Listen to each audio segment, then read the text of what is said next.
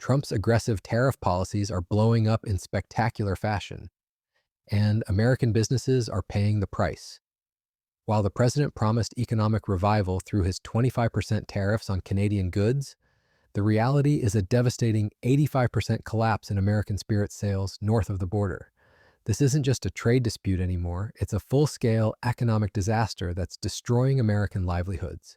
The Distilled Spirits Council of the United States has released damning new data that exposes just how catastrophically Trump's tariff strategy has failed. Sales of American-made spirits haven't just declined, they've plummeted into free fall since Trump imposed his 25% tariff on Canadian imports this past March. We're talking about an industry worth nearly $1 billion annually being wiped off the map. But here's where Trump's plan gets even more disastrous. Canada didn't just impose retaliatory tariffs, they went nuclear. Government-controlled liquor stores across Ontario and Quebec have completely banned American-made adult beverages from their shelves. This isn't a temporary price adjustment, it's a total embargo that has obliterated American single malt whiskey sales in Canada. What we're witnessing goes beyond simple trade retaliation. Canada has identified strategic sectors where the United States maintains global trade actions, including steel, aluminum, autos, forest products, and pharmaceuticals.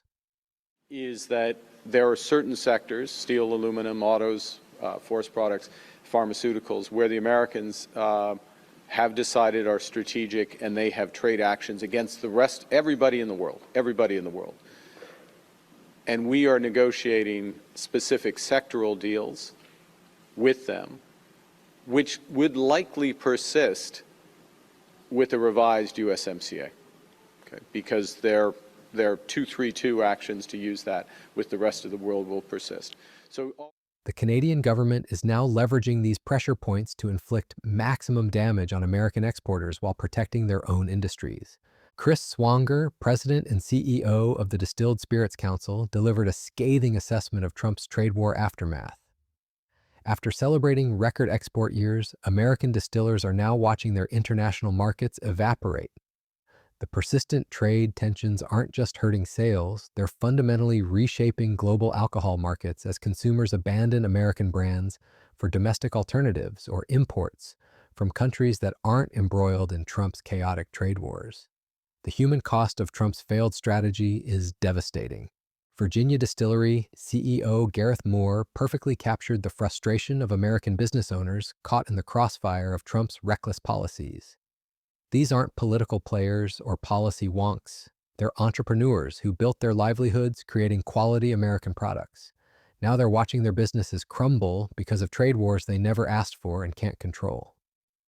Moore's words reveal the bitter irony of Trump's approach.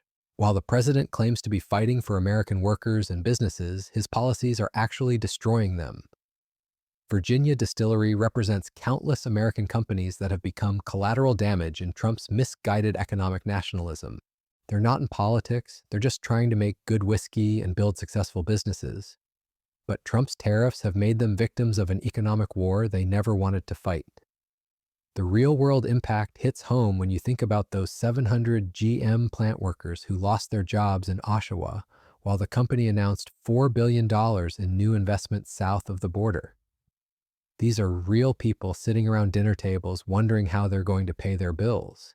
In the G7, 86,000 people have lost their jobs, and the Prime Minister went pathetically to the White House to offer a $1 trillion gift, bowing before the President in weakness. $1 trillion, Mr. Speaker.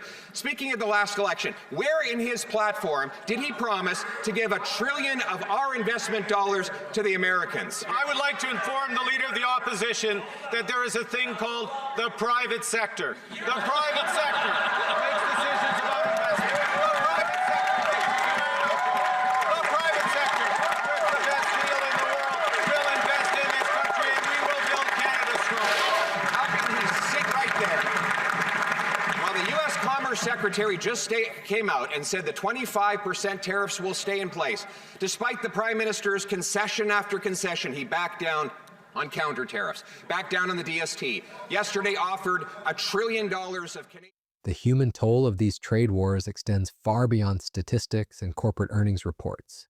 The ripple effects extend far beyond Canada. CNN's investigation revealed that Trump's tariff policies are creating global chaos for American alcohol producers. Cedar Ridge Distillery, a renowned whiskey producer from Iowa, has been forced to completely withdraw from the European market. This isn't a strategic business decision, it's a desperate retreat from markets that have become impossible to navigate because of Trump's trade wars. Canada's response has been swift, coordinated, and devastating. Multiple provinces have joined the boycott, stripping American alcohol from government-run stores that control the vast majority of alcohol sales across the country. Ontario's Liquor Control Board alone sold nearly $1 billion worth of American wine, beer, spirits, and seltzers annually. That entire market has now vanished overnight. The scale of Canada's retaliation reveals a fundamental flaw in Trump's tariff strategy. Unlike the United States, where most liquor stores are privately owned, Canada operates government-controlled alcohol monopolies in most provinces.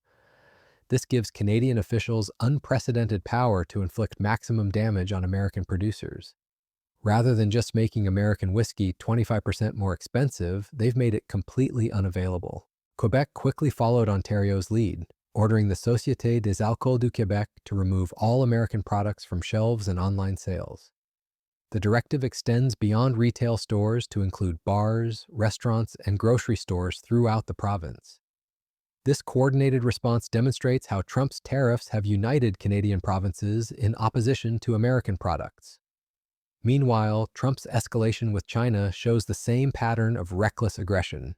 The president recently announced massive tariff increases through social media, threatening 100% tariffs starting November 1st, over and above any tariff that they're currently paying. Meanwhile, U.S. President Donald Trump is threatening a massive increase on Chinese tariffs. In a post on his social media site, Trump said, starting November 1st or sooner, depending on any further actions or changes taken by China, the U.S. will impose a tariff of 100% on China, over and above any tariff that they're currently paying. He adds also on November the 1st, the U.S. will impose export controls on any and all critical software. Let's get into this more now with international trade lawyer Robert Glasgow. Robert, great to have you with us. Thanks for making some time. Let's start with those comments from the Chinese ambassador to Canada that we were just playing as relates to tariffs. What do you make of that? This represents a significant escalation that's sending shockwaves through global markets. The irony is staggering. Trump promised his tariffs would strengthen American businesses and create leverage in trade negotiations. Instead, they've triggered a coordinated international boycott that's destroying American market share and pushing consumers toward competitors. Canadian spirits sales increased 3.6% in April, with other imported spirits up 3.7%, but these gains couldn't compensate for the massive losses from American product removal. Brown-Forman, owner of the iconic Jack Daniel's bourbon brands, has been among the hardest hit. CEO Lawson Whiting described Canadian provinces removing American alcohol as worse than a tariff and a disproportionate response. But this misses the point entirely. Trump's tariffs weren't just economic policy, they were acts of aggression that invited equally aggressive responses. The Canadian boycott has created a nightmare scenario for American distillers. It's not just about losing sales, it's about losing market position that took decades to build.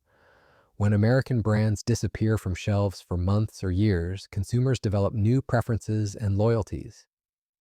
Even if trade relations eventually normalize, American producers may never fully recover their Canadian market share. This echoes warnings from decades past that Trump apparently chose to ignore.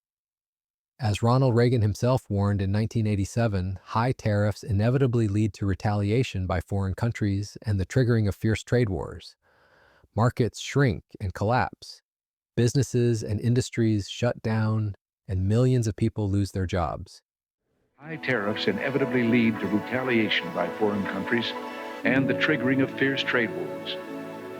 Then the worst happens. Markets shrink and collapse, businesses and industries shut down, and millions of people lose their jobs. Reagan's prophetic words are now playing out in real time across North America. Spirits Canada. CEO Cal Bricker highlighted the interconnected nature of North American alcohol markets. The immediate and continued removal of American spirits products isn't just hurting American producers. it's disrupting the entire industry ecosystem. Distributors, retailers, and hospitality businesses on both sides of the border are suffering because of Trump's reckless trade policies. The timing couldn't be worse for American distillers. The industry had been celebrating record export years and expanding international market share. Trump's tariffs have reversed years of growth and market development, forcing companies to abandon profitable international relationships they spent years building. Cedar Ridge Distillery's European withdrawal represents a broader pattern of American businesses being forced to retreat from international markets. After being driven out of Europe during Trump's first term due to trade tensions, the company refocused on Canada, investing heavily in Ontario and other provinces. Now they're being forced to abandon that market too, leaving them with nowhere to turn for international growth. The situation with China adds another layer of complexity. Trade experts note that rare earth minerals give China immediate leverage over the United States. Without them, America cannot produce many products, including military equipment.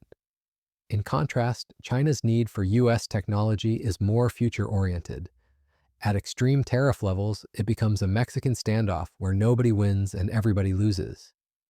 Well, that's an interesting issue. One way to look at this is if you look at what the US side needs and what the Chinese are threatening, rare earths are an immediate need for the United States. If you don't have rare earths, you don't have a lot of products, including military products. On the other hand, with the Chinese want technology. They want the top chips that the United States has. That is a prospective need for the Chinese to be able to develop artificial intelligence. So when you look at the key things that both sides needs, you could argue that the Chinese have the upper hand. But when we start getting to the level of tariffs that Trump is talking about, this is basically what popularly we could call a Mexican standoff, where nobody wins and everybody loses.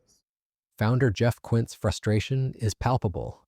Investing in a market for 2 to 3 years only to be forced to bail out creates enormous financial losses and strategic setbacks. This isn't just about one company, it's about an entire industry being destabilized by unpredictable and counterproductive trade policies. The economic modeling confirms the disaster. Research published in the peer-reviewed journal Agribusiness found that 25% tariffs on Mexico and Canada could reduce distilled spirits imports by $1.2 billion. This loss actually exceeds the total tax revenue the tariffs are expected to generate, making them a net economic negative for the United States. Tequila imports alone could fall by $810 million, while whiskey imports could drop by $100 million. The total value of trade losses would outweigh tariff revenue, meaning Trump's policies are destroying more economic value than they create. This is the opposite of the economic revival Trump promised. The Distilled Spirits Council estimates that 25% tariffs on imports from Mexico and Canada could lead to the loss of more than 31,000 American jobs.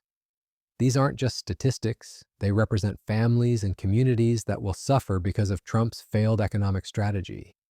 The broader implications extend beyond alcohol. Trump's suggestion that Canada should become the 51st U.S. state has deeply offended Canadian national pride, creating lasting damage to bilateral relationships. This isn't just about trade, it's about respect and sovereignty.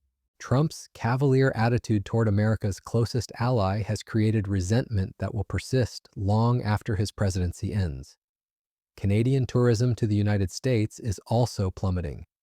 The Boycott America movement has spread beyond government policy to individual consumer choices. Canadians are canceling vacation plans, avoiding American products, and expressing their frustration through economic action. This grassroots response amplifies the damage from official government policies.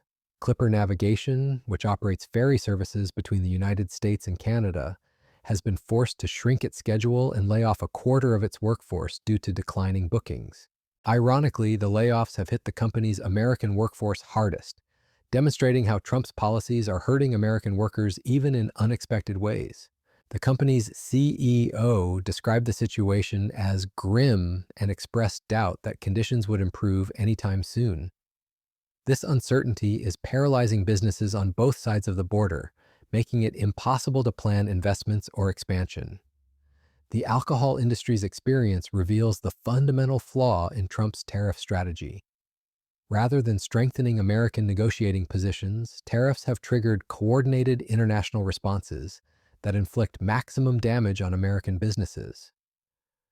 Countries have learned to target American exports strategically, focusing on products that create political pressure in key states. Kentucky bourbon, for example, generates $9 billion annually and supports more than 23,000 jobs. Canadian officials specifically targeted this industry because they understand its political importance in a Republican stronghold. This strategic targeting maximizes the political cost of Trump's trade wars. Democratic Governor Andy Beshear of Kentucky has opposed Trump's tariffs, warning that their impact will be incredibly difficult and challenging for our people. Even in Trump's political base, the economic reality of failed trade policies is becoming impossible to ignore. The European Union has also responded with targeted retaliation, imposing 50% tariffs on American bourbon and whiskey. Trump's threat to impose 200% tariffs on European alcohol in response only escalates the conflict further, creating even more uncertainty for American businesses. This escalating cycle of retaliation demonstrates how Trump's aggressive approach backfires spectacularly. Each tariff triggers counter-tariffs, each threat provokes stronger responses, and American businesses get caught in the crossfire of an economic war that serves no one's interests. The data is clear, the damage is documented, and the failure is undeniable. Trump's tariff policies haven't strengthened American businesses, they've devastated them. An 85% collapse in Canadian sales isn't a negotiating position, it's an economic catastrophe. American distillers, workers, and communities are paying the price for Trump's reckless trade war, while competitors from other countries benefit from America's self-inflicted wounds. This is what happens when ideology replaces expertise, when political theater takes precedence over economic reality, and when America's relationships with its closest allies become casualties of domestic political calculations. Trump's tariffs aren't making America great again. They're making American businesses disappear from international markets, one industry at a time.